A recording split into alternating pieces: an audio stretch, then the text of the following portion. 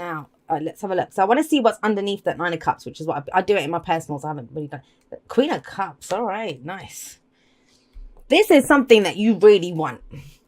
Let's just start off there. So Nine of Cups, the wish card, your heart's desire, right?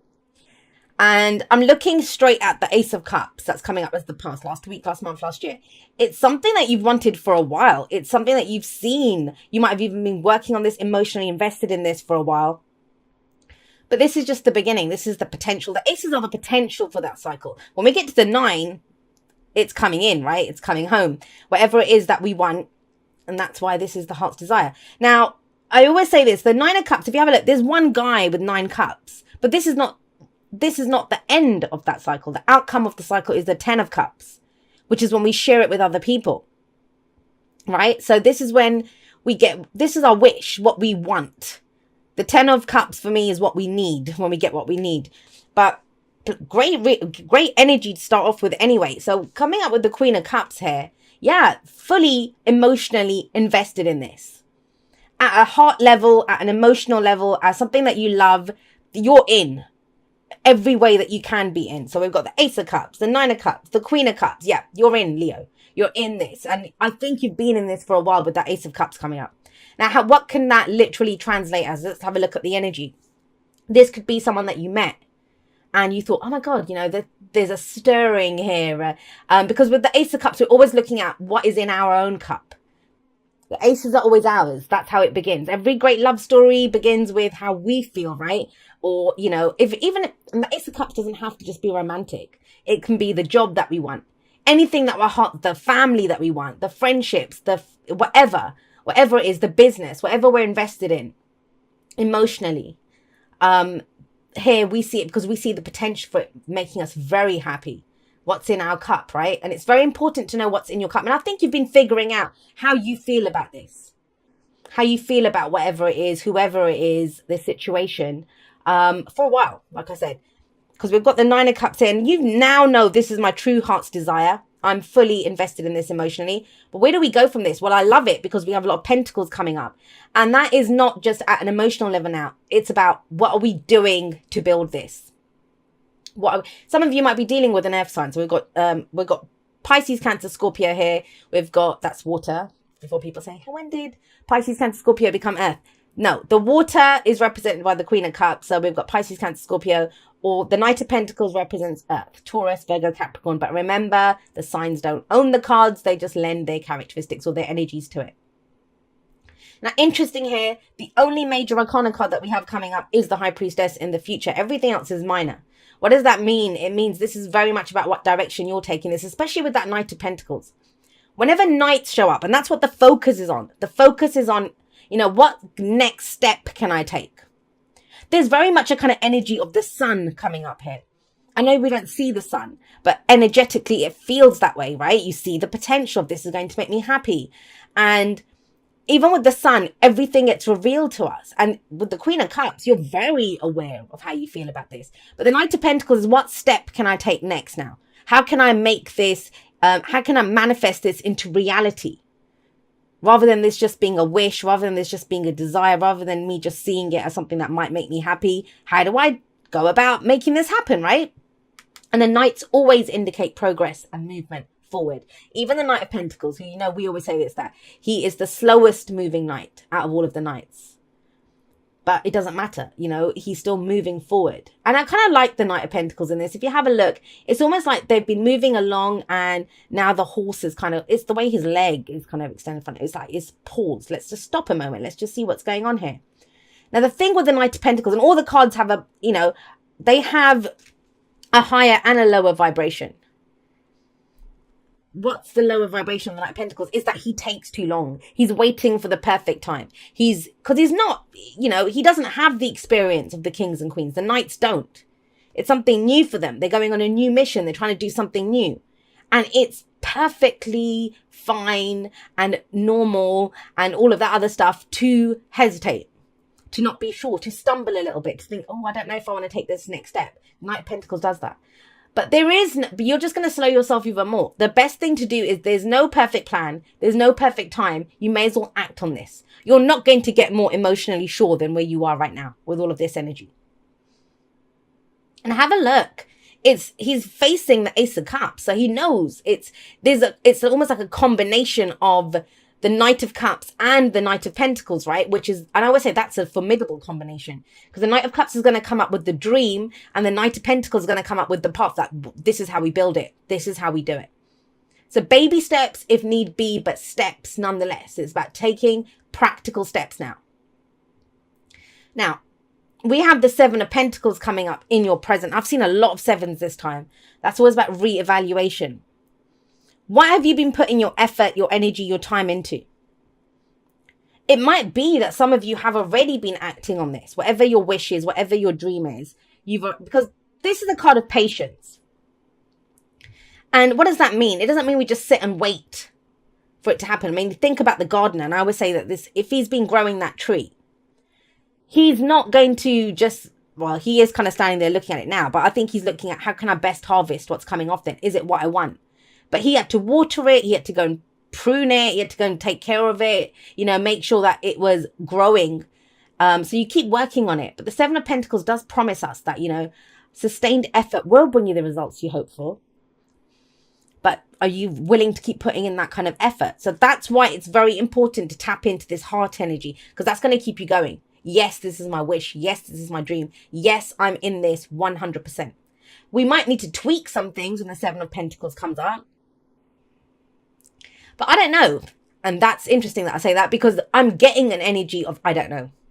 I don't know. Have a look at how he's looking at this. I know how I feel about it, but I don't know how to get more. I don't know what to change up. I don't know. And is that why the Knight of Pentacles is there, kind of hesitating? Am I doing this right? It's that kind of energy. I don't know. There's a kind of a query about this kind of energy coming in. Because, you're trying to translate this or turn it from an emotional thing into a practical thing. Now, that could be a relationship. That could be, how do I turn what I love, a hobby or something that you love to do. Tarot, for example, with the High Priestess coming up.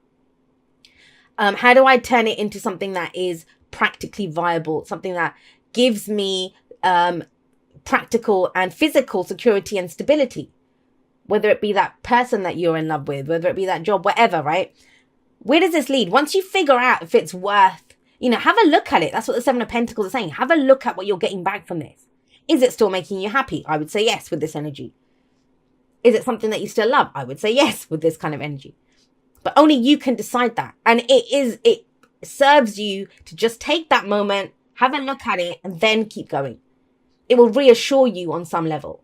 And guess what comes in after that? The High Priestess. Whenever the High Priestess shows up in a reading, she is very clearly saying to you, you know how to do this. But you're going by a gut instinct. You're going by what you believe, your higher intuition. This is what she represents. Because the Knight of Pentacles, he's going to look and see where are the physical results. And you're doing that here. But at some point, it's like, okay, well, if you still want to do this, if your heart's fully in this, whether you're seeing the results or not, do you still want to keep going? That's where the answer comes in with the High Priestess. But the point is to pause and take a look at it, right? Is this still my wish? Is this still my dream? Now, what's the advice? I feel like you are solid, Leo. I feel like you are solid. You see it. You feel it at heart level. You even see a path forward and you kind of know, okay, you might not know 10 steps from now how to do it, but you know what the next step is based off of this energy. But then the advice is the Five of Wands. Now, this can be internal conflict, but I don't know. I'm not getting that. I'm seeing it with the Ace of Cups sat up here. You know how you feel about this. You know what's in your cup, right? I know I've said that a million times. Sorry, guys, but if it keeps coming up, I just keep saying it. So with the Five of Wands coming up here, I feel like this is more showing what you're made of. Showing what you're made of. Am I good enough? Because think about it. The card that comes after the Five of Wands, it's the Six of Wands, where you get recognized for what you've done. So am I good enough to step into the arena or the ring to go fight for this?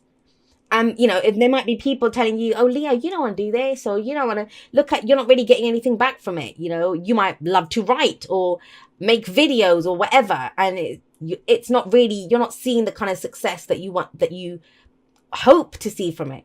And other people might just be their own limitations. These people are expressing their own limitations. But are you going to be true to other people's opinions? Are you going to be true to how you feel? Let's get you 1 for that 5 of Wands. I haven't really been pulling clarifiers, but why is the 5 of Wands the advice?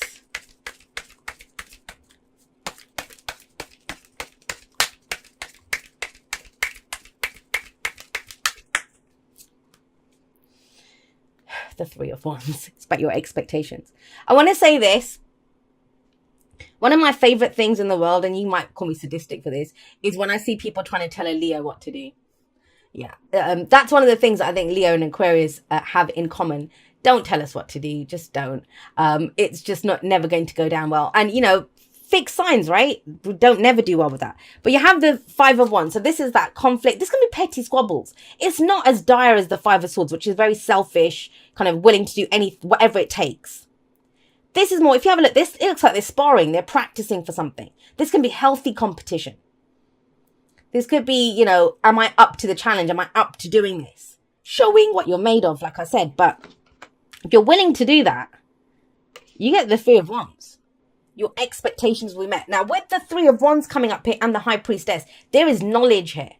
Trust what you know. Trust what you feel, Leo. It will work out the way you want it to. With the 3 of Wands, and, you know, think about it. We've got the 5 of Wands with it. This guy has his back turned. And I don't always focus on that aspect of the 3 of Wands, but he has his back turned.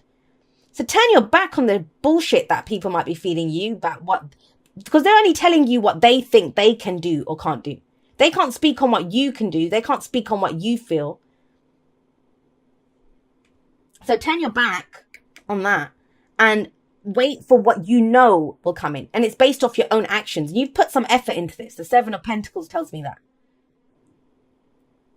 He knows what to expect. He knows what to do next. He's already got a plan going. And whenever I see this kind of combination, I always see it like a chess move. I know what's going to happen next. You know, I know what it's like, calculate risk, what I'm willing to do with this, what the next plan of action is going to be. It's that kind of energy. Trust that. Trust that with all this coming in. Your expectations will be met. But if you're true to how you feel, if you keep moving forward, because the Knight of Pentacles is saying that to you. Right, Leo, thank you so much for watching your reading. I am going to be doing a live outro later on today, on the day that I'm posting this.